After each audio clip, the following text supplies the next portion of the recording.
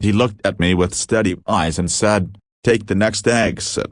We were just minutes from crossing into Canada with our 3 kids asleep in the backseat. I thought he just needed a bathroom. But when he opened the trunk, unzipped the duffel bag my parents gave us, my world exploded.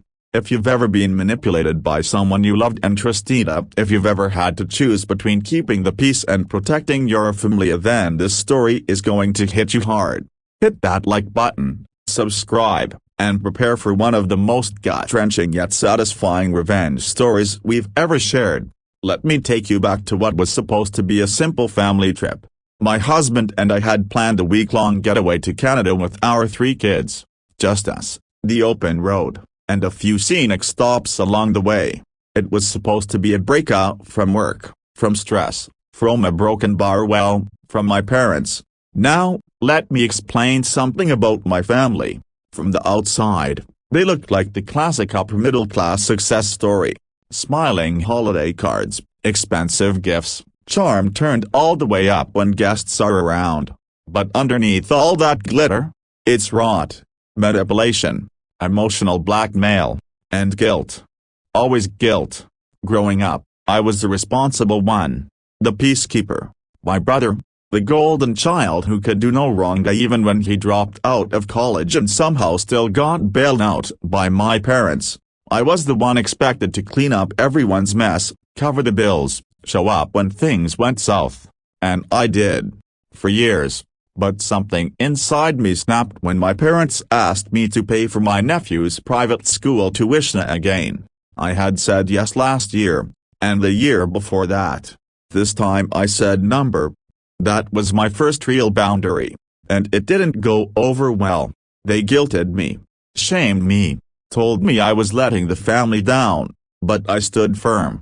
I had my own kids to think about, and I thought that was the end of it. Fast forward to the day of our road trip. My parents showed up that morning with hugs, coffee, and a surprise.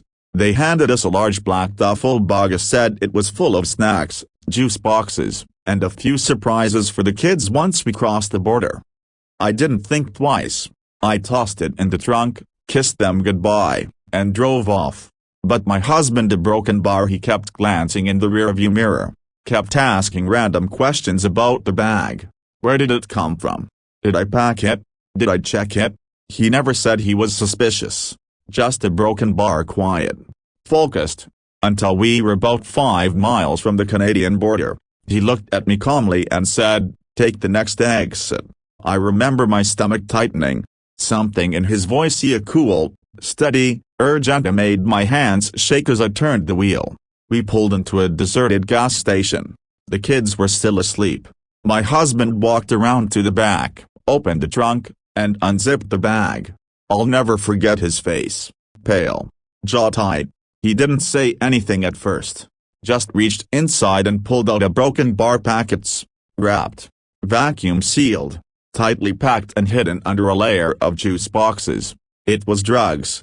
I felt like the wind had been knocked out of me. My mouth went dry. My heart raced so loud it was all I could hear. My own parents, a broken bar, had just used us. Used our children, a broken bar, to smuggle drugs. And not small-time stuff, either. This was serious weight. Enough to put us in prison for years.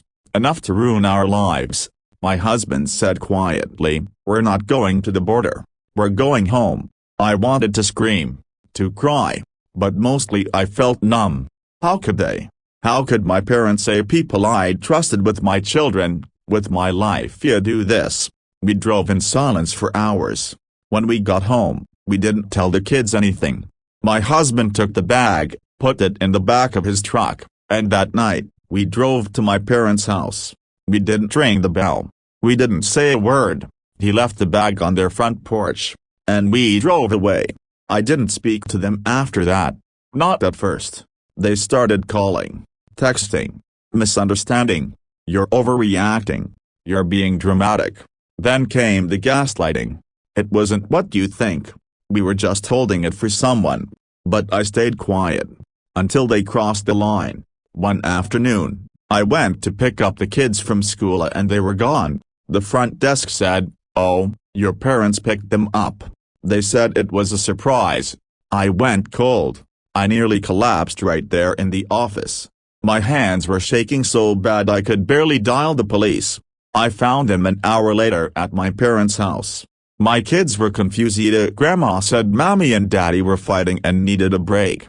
They gave them ice cream, toys, promises, and me. They stood there smiling, like nothing happened. We just wanted to talk, my mother said sweetly.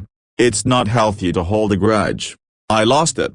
I told them if they ever touched my children again, I would have them arrested. I told them to stay out of our lives.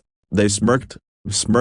That night, we packed everything, left town, moved 3 states away without telling us all. New jobs, new school, new numbers.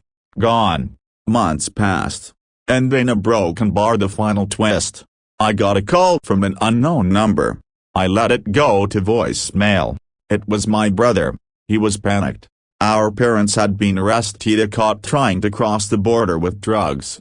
This time, they carried the bag themselves. They had no one left to carry it for them. He begged me to help. Said they needed a lawyer. Said the media was catching wind, and it would destroy the family name. You know what I did? I blocked his number. And for the first time in my life via a broken bar I slept peacefully. They wanted to use USA to risk our children's lives, to save face, to make a buck, to keep playing the role of perfect parents. But when the mask came off, I saw who they really were. They thought I would fold, that I would forgive, that I would do what I always did, clean up the mess. But I didn't. Instead, I disappeared. And when karma finally caught up with them, I wasn't there to soften the blow. I didn't rescue them. I didn't explain it away. I watched from a distance as they were exposed for exactly what they were. Not just manipulative. Not just toxic. Criminal. Sometimes, the most powerful revenge a broken bar is simply walking away. No drama. No shouting. Just silence. Boundaries. And watching the people who tried to break you finally break themselves. If this story hit you hard, hit that like button and tell us in the comments, have you ever had to walk away from toxic family? What would you have done in my shoes? And if you want more emotionally charged Reddit revenge stories like this one, make sure to subscribe. Trust me, you don't want to miss what's coming next.